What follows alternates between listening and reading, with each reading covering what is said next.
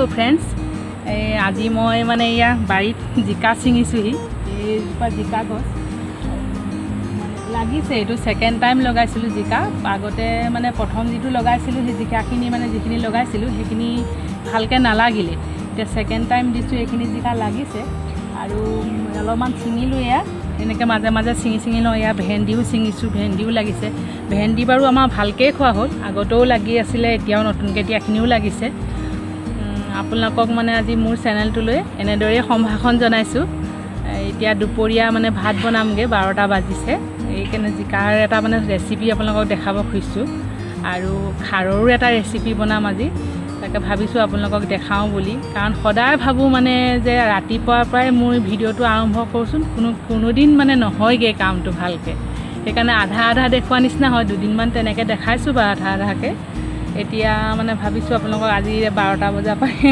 ভাতৰ লগত যিটো কৰিম সেইখিনিও দেখাই লওঁ আহক তেন্তে মই পাকঘৰলৈ গৈ থাকোঁ কাম কৰোঁগৈ আপোনালোককো দেখাওঁ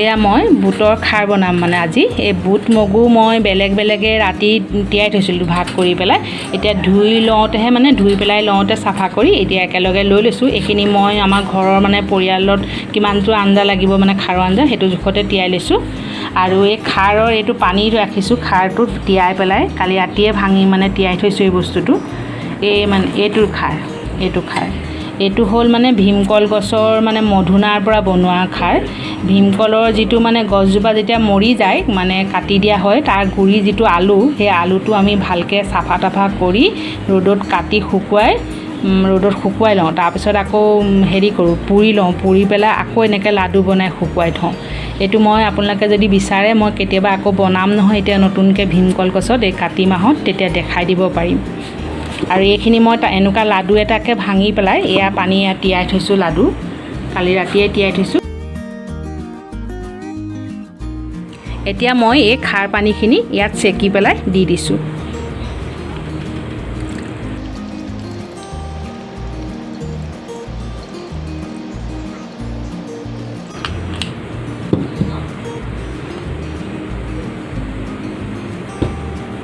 এতিয়া মই খাৰত হালধি নিদিওঁ নিমখ অকণমান দি পেলাই মই এইটো বইল কৰি ল'ম আৰু মানে খাৰটো আৰু বেছি নিদিওঁ এইখিনি মই এটা লাডুৰ খাৰ ইমানটো দি দিলোঁ ইয়াত মানে প্ৰয়োজন হ'লে মই অকণমান পানী দি পেলাই বইল কৰিম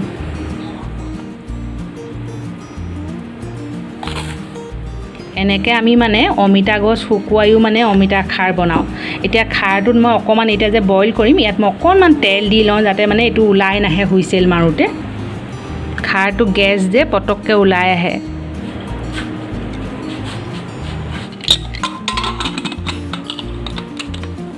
এয়া মোৰ খাৰ বইল হৈ গ'ল এয়া মানে হালধি নিদিয়াৰ কাৰণে বগা দেখাইছে এতিয়া মই খাৰত তেল মাৰি লওঁ এয়া মোৰ কেৰাহীত তেল গৰম হৈ গৈছে মই ইয়াত নহৰু দি দিছোঁ তাৰ তেলত আৰু ভাজি লৈছোঁ নহৰুখিনি ভালকৈ আৰু মই এতিয়া কোমলীয়া মানে আদা পাতো ইয়াতে কুটি থৈছোঁ দি দিওঁ আদা দিলেও হৈ যায় মই মানে পাতটো দি দিছোঁ কেলৈ মানে দেখিবলৈ মানে অলপ ৰংটো ভাল হয় আৰু সেইকাৰণে মই মানে আদা পাতকে দি দিছোঁ কোমলীয়া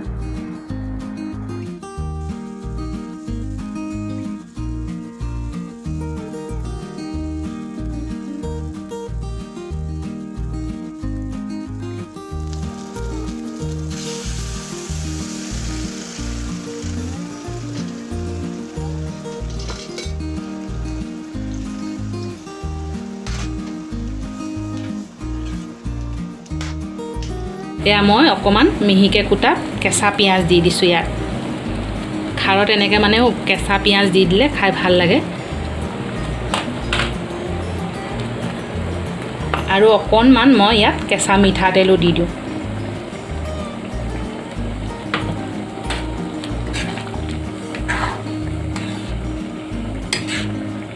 আৰু এতিয়া মই 5 মিনিট এনেদৰে উতলিবলৈ দিম তাৰপিছত খাৰৰ আঞ্জা হৈ যাব আপোনালোকেও এনেদৰে খাৰৰ আঞ্জাটো কেতিয়াবা বনাই খাবচোন খাইছেই কিজানি বাৰু নহয় মই বনোৱা ধৰণেও যদি নাই বনোৱা কেতিয়াবা এদিন খাই চাবচোন বনাই এয়া মই খাৰ হটকেছত উলিয়াই দিলোঁ এতিয়া মই আপোনালোকক জিকাৰ ৰেচিপিটো কেনেকৈ কৰোঁ তাক দেখাই দিছোঁ মই আজি আপোনালোকক কেনেকৈ মানে জিকাৰ পকৰি বনাই সেইটো দেখাম বুলি ভাবিছোঁ। তাৰ কাৰণে মই মানে জিকা লৈছোঁ। এইকেইটা মানে জিকাকেইটা মানে মোৰ বহুত সৰু সৰু মানে শকত নহয়। এই শকত যিটো থুপুকা জিকা হয় সেইটো বেছি ভাল হয়। সেইকাৰণে মই ইয়াৰ পিছৰ অংশখিনি জিকাৰ পিছৰ অংশখিনি কাটি লৈছোঁ অকণমান ডাঙৰ ডাঙৰ চাই। আৰু এতিয়া মই কেনেকৈ আপোনালোকক এইটো মানে কাটে মই এইটো দেখাই লৈছোঁ।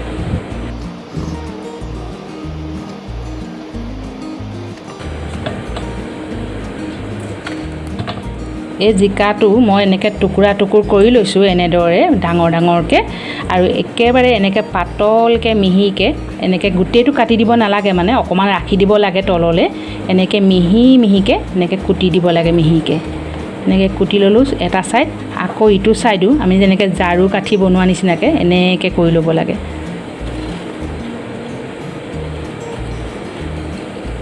এয়া এনেদৰে কৰি থ'ব লাগে, কৰি লৈছোঁ মই।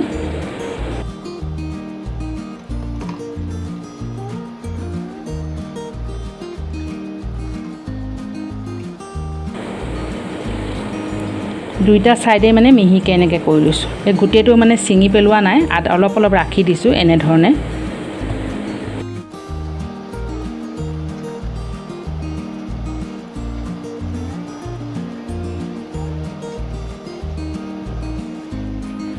আৰু মই এনেদৰে গোটেই জিকাখিনি কাটি ল'লোঁ মিহি মিহিকৈ অলপ এনেকৈ কুটি কুটি এনেকৈ মিহিকৈ কৰি ল'লোঁ। এতিয়া মই ইয়াত মানে অলপ নিমখ ছটিয়াই ৰাখি দিম, বা ইয়াৰ পানীটো ওলাবৰ কাৰণে অকণমান সানি পেলাই অকণমান সময় ৰাখি দিম এনেকৈ।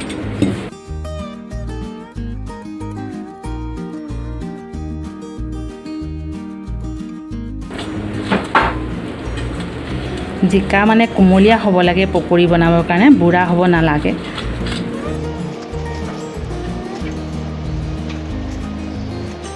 এতিয়া মই পকৰিটোৰ কাৰণে যে ঘোল বনাম তাৰ বাবে লৈছোঁ এয়া মানে চাহৰ কাপে একাপ ময়দা লৈছোঁ। আৰু এইখন চামুচেৰে 2 চামুচতকৈ অকণমান বেছি কৰ্ণফ্লাৱাৰ লৈছোঁ। আপোনালোকে চাউলৰ গুড়ি দি দিব পাৰিব ইয়াৰ মানে কৰ্ণফ্লাৱাৰ সলনি। আৰু 2 চামুচ, সেইখন চামুচেৰে 2 চামুচ মই চুজি দিছোঁ।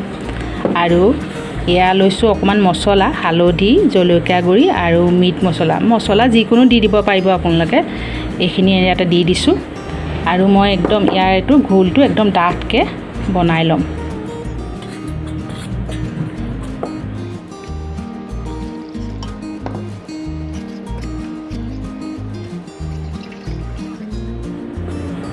মই ইয়াত নিমখ দিয়া নাই, মানে জিকাত নিমখ দি ৰাখিছোঁ যে বেছি হৈ যাব পাৰে আৰু পানীটো ওলাই যাব ঘোলটো, সেইকাৰণে নিমখটো এতিয়া দিয়া নাই। আৰু মই এই ঘোলটো ইমানটো ডাঠ কৰি লৈছোঁ, অলপ বেছি ডাঠকৈ লৈছোঁ তাৰমানে এনেকৈ। এয়া মই জিকাত যে নিমখ দি ৰাখিছিলোঁ, এয়া পানী ওলাই গ'ল। এতিয়া মই এই জিকাখিনি এনেকৈ লাহেকৈ সাৱধানে এনেকৈ চেপি চেপি পানীটো ইয়াৰ উলিয়াই দিম।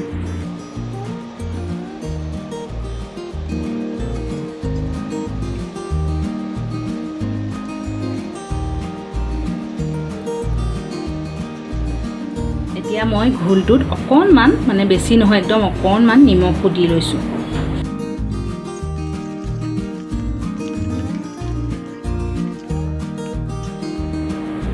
এয়া মই কেৰাহীত তেল গৰম কৰি লৈছোঁ। আৰু এতিয়া জিকাখিনি ইয়াত ডুবাই ডুবাই মানে ইয়াত লেটিয়াই মই এনেকৈ পকৰিটোত তাত দি দিম।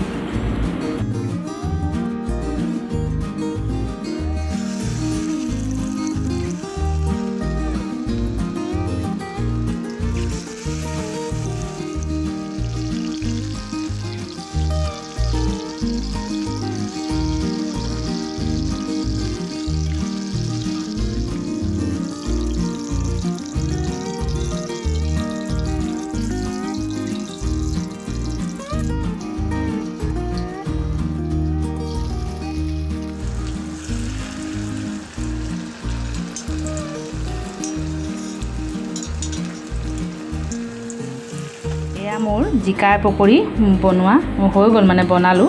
এতিয়া এইখিনি অলপ অলপ কোমল কোমল হৈ আছে বস্তুটো, মানে এতিয়া গৰম হৈ আছে, মই পটককৈ চুব পৰা নাই। এই কোমল কোমল হৈছে, মই আকৌ এবাৰ এই মানে ফ্ৰাই কৰি দিম, তেতিয়া মানে পূৰা মচমচীয়া হৈ যাব মানে পকৰিখিনি। আৰু যিসকলে মানে জিকাটো খাই বেয়া পায় এনেকৈ বনাই খাই ভাল পাব। আৰু কেতিয়াবা আলহী চালহী আহিলেও আনকমন হিচাপে কিবা এটা বনাই দি বুলি ক'লেও এনেকৈ বনাই দিব পাৰিব। মই এতিয়া এইখিনি আকৌ এবাৰ ফ্ৰাই কৰি দিম। আপোনালোকে নাভাবিব মানে তেলত যে আকৌ বেছি তেল সোমাই যাব বুলি, মানে এবাৰ ফ্ৰাই হ'লে আৰু বেছি তেল টানি নলয়।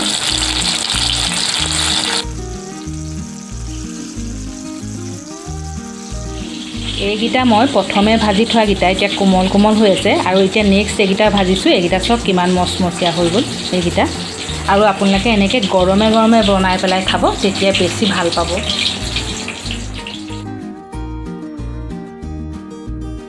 আমি এতিয়া সকলোৱে ভাত খাই লওঁগৈ, আৰু আপোনালোক মোৰ লগত জড়িত হৈ থাকিব। মই খোৱা বোৱাৰ পিছত আপোনালোকক এটা বিশেষ জেগালৈ লৈ যাম।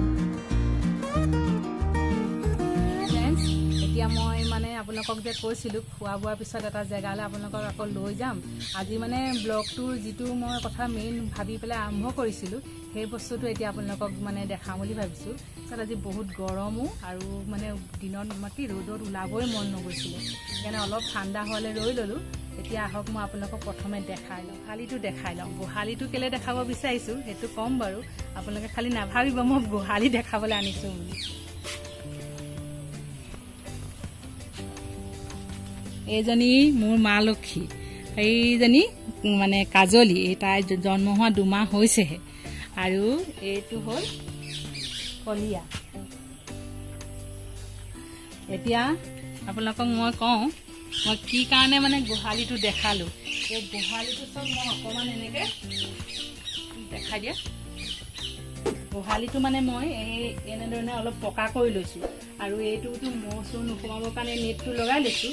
এইটো বাৰু গৰুজনীৰ কাৰণে লগাইছোঁ, কিন্তু ইয়াত কি কৰিছোঁ চাওক, এইটো মই এইটো ড্ৰেইন বনাই দিছোঁ এনেকৈ।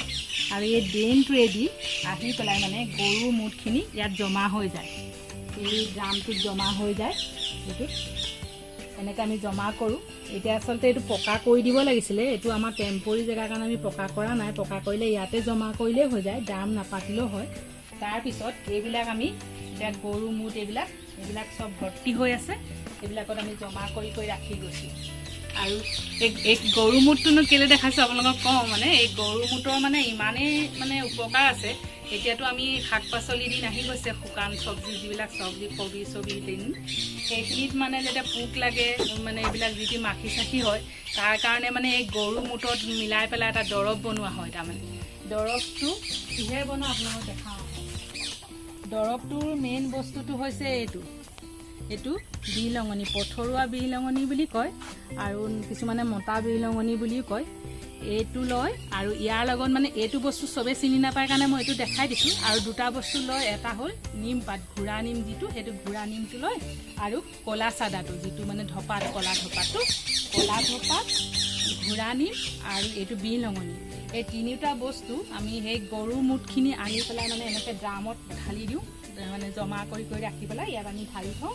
আৰু এইখিনি বস্তু এইখিনিও মানে আমি 10-15 কেজিকৈ মানে এটা হিচাপ কৰি ইয়াত দি দিওঁ। মানে গৰু মুত যিমানখিনি হয় তাৰ লগত মিলাই মানে কিমান ধপাত দিব লাগে, কিমান মানে বিহলঙনি দিব লাগে বা নিমপাত দিব লাগে, এটা আন্দাজ কৰি এইখিনি দি দিওঁ। আৰু দি পেলাই ইয়াত ভৰাই থওঁ। এতিয়া নাই, মানে ড্ৰামটো খালী হৈ গৈছে, ইয়াৰ পৰা মানে লৈ গৈছে মাৰিবৰ কাৰণে বাগান চাগানত। আৰু ইয়াত মানে এইটো এনেকৈ এইখিনি দি পেলাই 10 দিনমান গেলিবলৈ দিয়া হয়।